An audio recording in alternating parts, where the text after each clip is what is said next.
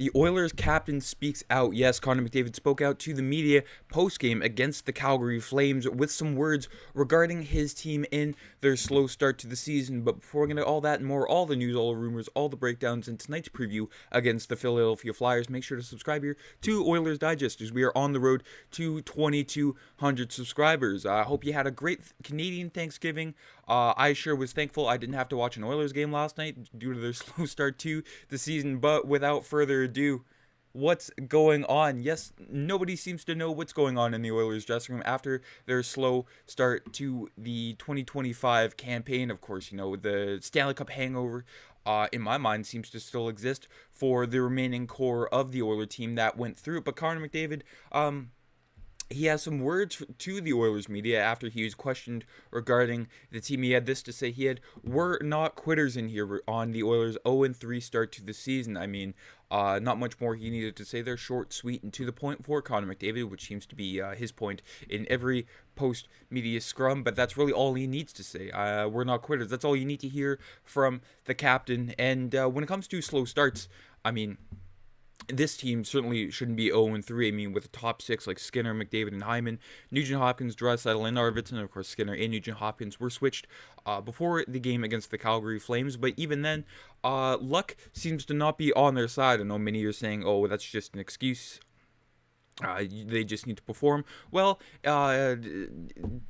I'll get to that in a second. I mean, worst goal differential recorded by a team through their first 3 home games played in the season. The Oilers tied a record set by 2 other teams, minus 12 goal differential by the 1961-62 Boston Bruins and by the expansion 2000 and 2001 Columbus Blue Jackets. That is not company you want to be a part of at all. But comparing Edmonton's slow starts from last year to this year, brought to you by NHL Sid. I mean, the main guy when it comes to breaking down the Oilers analytically. I mean, 2023-24, the Oilers, their first 2 games against the Vancouver Canucks, when Vancouver blew them out in the first game and then narrowly beat the Oilers in the second game. The Oilers, when it came to analytics,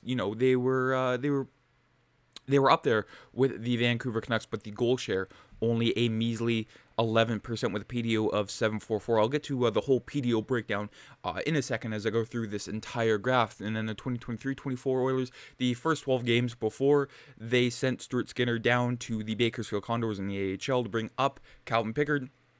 Again, it got a little worse, but a little better at the same time. 57% chance share, 58% expect goal share, but only a 38% goal share with a PDO of 944. So on the PDO front, got a lot better, but the Oilers were just sort of treading water at that point. And then this year, it seems to be the exact same thing. The 2024-25 Oilers, the first 3 games against the Winnipeg Jets, the Chicago Blackhawks, and finally against the Calgary Flames. 59% chance share, 57% expected goal share, but only an 18% goal share. So again, luck not exactly on their side at all. And you're asking me, what's PDO? The statistic on the far right of this graphic is PDO, a metric often used to evaluate puck luck. It is the sum of a team's shooting percentage and save percentage. Of course, last year, many were calling the Vancouver Canucks PDO merchants, as the shooting percentage was abnormally high, and Thatcher Demko was doing Thatcher Demko things, of course, when he was healthy, which is very rare. The league average PDO is exactly 1. Some teams with extraordinary finishing and goaltending may consistently sustain a PDO around 1.01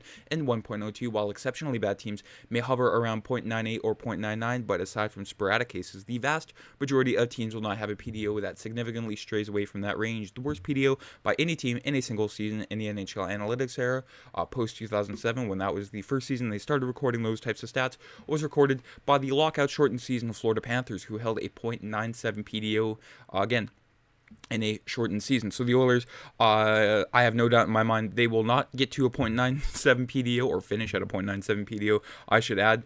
It's just mainly puck luck not being on their side when it comes to natural stat trick here.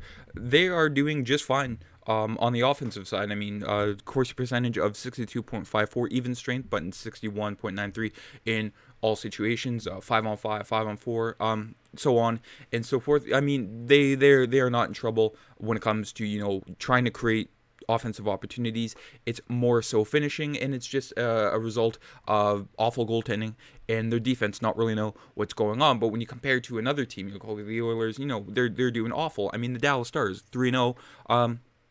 just basically above a 40% Corsi 4 percentage.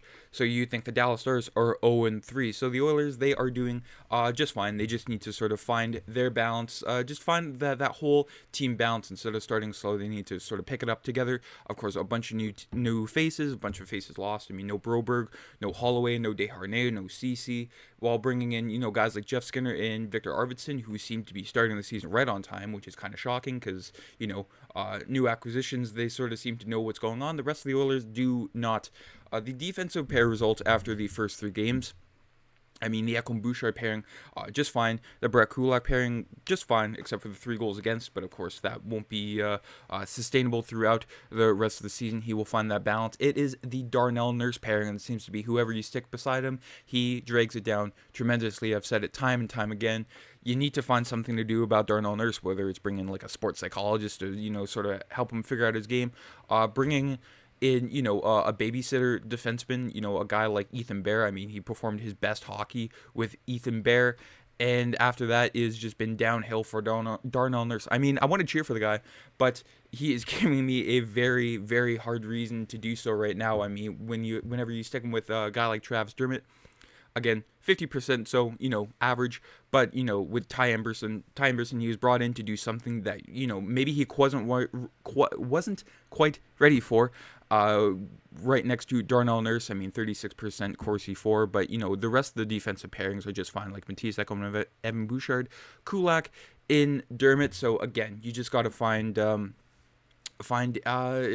common ground for Darnell Nurse. But without that being said, an Oilers-Flyers preview. Yes, tonight the Oilers do take on the Philadelphia Flyers in the 4th game of a 4-game homestand to open the season before they head to Nashville later on in the week for sort of that southern road swing.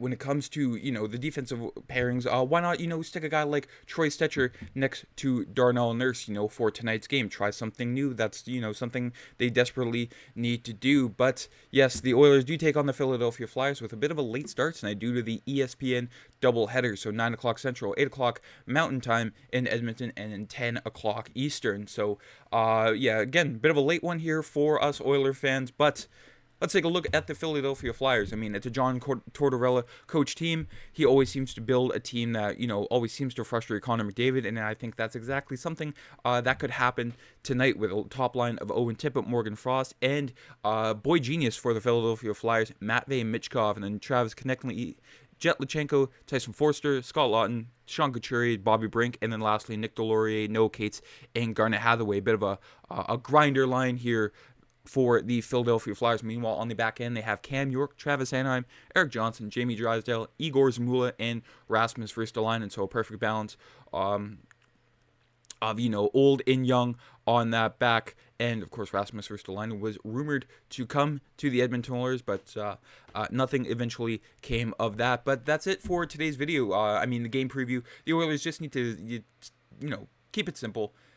Play their game, not get in their own heads, which has happened the last 3 games. I mean, the first 2 periods, they're just done all right. And then the 3rd period, they need to learn how to, get in the game quicker, get activated quicker, get pucks out quick, all the cliche hockey terms that the Oilers, of course, do need to stick to tonight. And then just some goaltending. We need Stuart Skinner to have a fantastic game, of course, in the opposite end of the ice.